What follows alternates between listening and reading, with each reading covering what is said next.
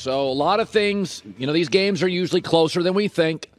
So let's do it. Our Blazing 5. That's a hot one. Let's blaze it up. Fire it up. It's Colin's Blazing 5. Raiders at Bengals. I'm going to take the Bengals minus 5.5. Matchup of the team with the most penalty yards in the league, the Raiders, and a matchup of the team with the fewest penalty yards in the league, the Bengals. I also worry that the Raiders' defense was on the field for 90 snaps, and then they lose a day with travel. And Joe Burrow this year, you can look at the numbers, has been absolutely unbelievable. Completion percentage number 1 in the league. Passer rating number 2 in the league.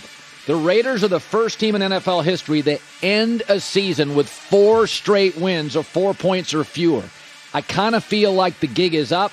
They've also only scored 17 offensive touchdowns over the last 10 weeks. That's the fewest among all playoff teams. I think a worn-down defense gets exposed in the second half.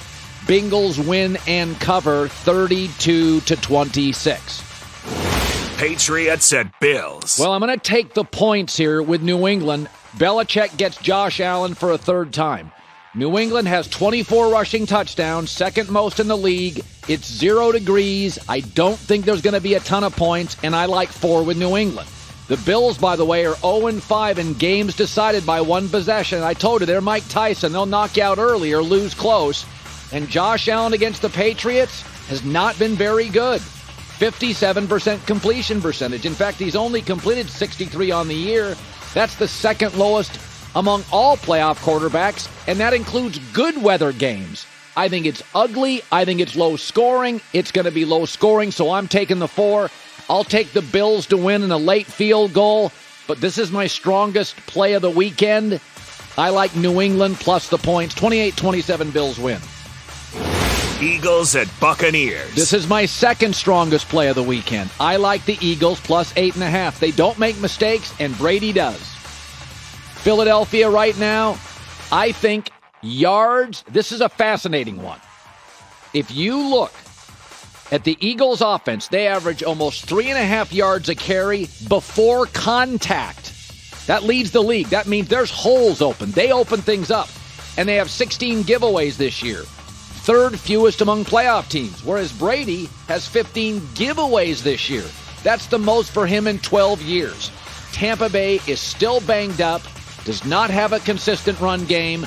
The weather could be windy. That hurts the more vertical passing team. I think Tampa wins here, but 8.5 against the team that consistently gets over 10 yards a carry. I think it's close. Tampa Bay 27, Philadelphia 24.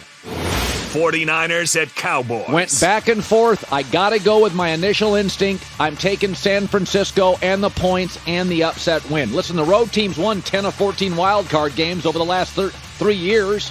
It's the majority. And the offense for San Francisco leads the NFL. Huge stat, yards per play, 6.1. 49ers offense, hottest it's been all year.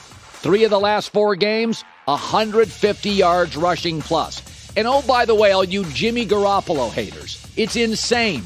Here are the numbers post-Thanksgiving for Jimmy Garoppolo. Since Week 9, second in the league in completion percentage, first in passing yards per attempt, first in big passing plays.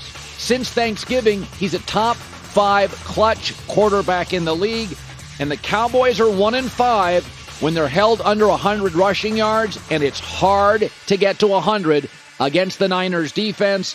I like the Niners to win. 28-27, take the points. Cardinals at Rams. This is my weakest bet of the weekend. I'll take the Rams -4. A couple of things worry me. Arizona's defense has not been good. 6 yards a play surrendered in their last 5 games. And the Rams, 10 of their 12 wins by 7 or more. Like Buffalo, they get it going. They get a lead. They rarely lose.